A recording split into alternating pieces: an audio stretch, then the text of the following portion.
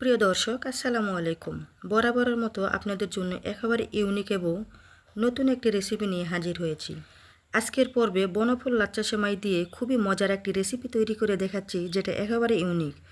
তো এটা এতটাই মজার হয়, আপনি যখন এটি তৈরি করে খাবেন কখনোই বুঝতেই পারবেন না যে এটি বনফুল লাচ্চা সেমাই দিয়ে তৈরি করা।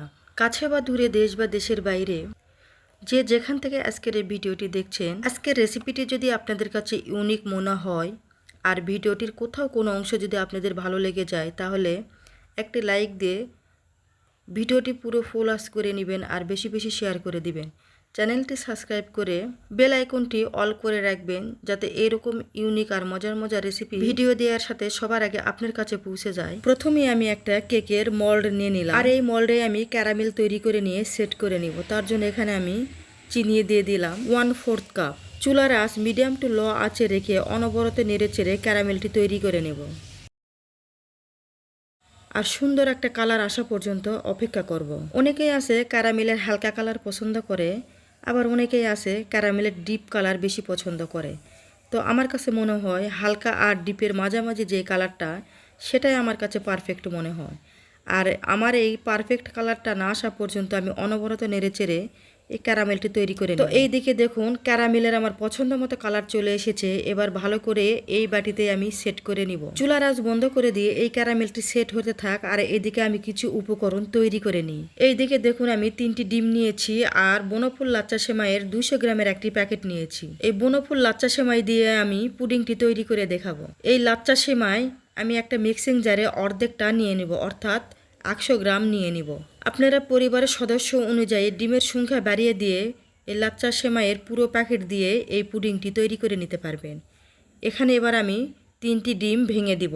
ডিমগুলো ভেঙে নেওয়া হয়ে গেলে এখানে আমি স্বাদ অনুযায়ী চিনি অ্যাড করে দিব।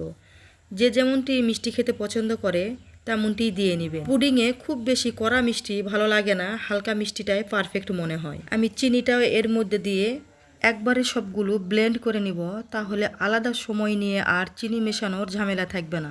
2 মিনিটের মতো ব্লেন্ড করে নিয়ে একটি স্মুথ পেস্ট তৈরি করে নিয়েছি দেখুন। আর এই দিকে মোল্ডে ক্যারামেলটি সেট হয়ে গেছে দেখুন।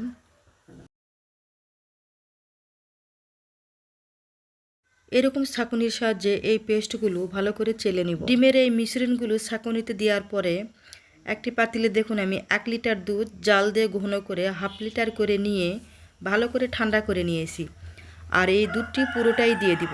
একটা চামচের সাহায্যে এভাবে অনবরত নেড়ে চেড়ে ভালো করে সেঁকে নেব। অনেক রকমভাবে পুডিং তৈরি করে খেয়েছেন, একবার এভাবে পুডিং তৈরি করে খেয়ে দেখবেন, দেখবেন আপনাদের কাছে খুবই ভালো লাগবে।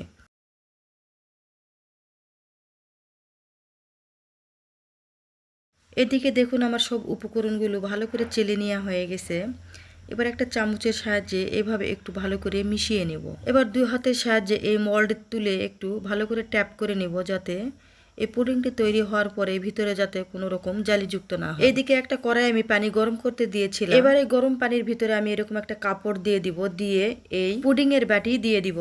আপনাদের হাতের কাছে যদি স্ট্যান্ড থাকে তাহলে এরকম কাপড়ের পরিবর্তে স্ট্যান্ড দিয়ে এই পুডিংয়ের বাটিটি দিয়ে দিতে পারেন। এবার এই পুডিংয়ের বাটির উপরে একটি ছোট্ট প্লেট দিয়ে ঢেকে দিলাম, দিয়ে এরকম একটা কাপড় দিয়ে ভালো করে ঢেকে দিলাম। দিয়ে ঢাকনা দিয়ে ঢেকে যেই ঢাকনার ছিদ্র আছে এখানে লং দিয়ে এই ঢাকনার ছিদ্রটি বন্ধ করে দিব। আর মিডিয়াম আঁচে আমি 40 মিনিট এই পুডিংটি জাল করে নিয়েছি। পুডিংয়ের উপরে কাপড় দেওয়ার কারণ হচ্ছে যে ঢাকনার ভাপে যে পানিগুলো পুডিংয়ের উপরে পড়বে, তার জন্য আমি সাপোর্ট হিসাবে এই কাপড়টি উপর দিয়ে ঢেকে রেখেছি, যাতে পুডিংয়ের উপরে পানি না পড়ে। 40 মিনিট পর দেখুন পুডিংটি আমার একদম পারফেক্টভাবে তৈরি হয়েছে। একটি কাঠির সাহায্যে চেক করে দেখে দিচ্ছি, দেখুন ভিতরে কোনো রকম কাঁচা অংশ নেই। আপনাদের চুলার আঁচ কম বেশির কারণে সময়টাও একটু কম বেশি লাগতে পারে। এবার পুডিংটি আমি 20-25 মিনিটের মতো ঠান্ডা করে নেব।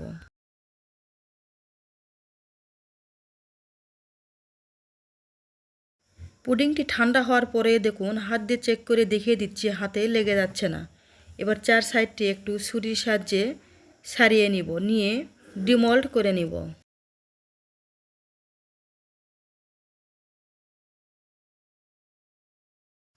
এবার পুডিংয়ের বাটির উপরে এরকম একটা প্লেট দিয়ে উপর করে ঢেলে নেব। বাটির উপরে হালকা হাত দিয়ে টাপ করে দিলেই দেখুন খুব সহজে পুডিংটি ছাড়িয়ে আসবে। দেখুন কত সুন্দরভাবে পুডিংটি তৈরি হয়েছে। আর পুডিংয়ের বাটি আমি দেখিয়ে দিচ্ছি, দেখুন তলাতে পুড়ে যায়নি বা লেগেও যায়নি। এবার একটি ছুরির সাহায্যে আমি পছন্দ মতো শেপে কেটে নেব। আজকের এই পুডিং রেসিপিটি যদি আপনাদের ভালো লাগে তাহলে ছোট্ট করে একটা লাইক কমেন্ট করে দিবেন আর বেশি বেশি শেয়ার করে দিবেন ফ্রেন্ডস অ্যান্ড ফ্যামিলিদের মাঝে।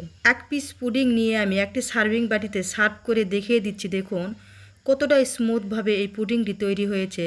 ভিতরে কোনো রকম ফাঁপা বা জালিযুক্ত হয়নি। লাচ্চা সেমাই রান্না করে তো সব সময় খেয়েছেন, একবার এরকম করে লাচ্চা সেমাই দিয়ে পুডিং তৈরি করে খেয়ে দেখবেন, আপনি কখনো বুঝতেই পারবেন না যে এই পুডিং লাচ্চা সেমাই দিয়ে তৈরি করা। দেখতে যতটা আকর্ষণীয় লাগছে, খেতেও কিন্তু অনেক মজার হয়েছিল।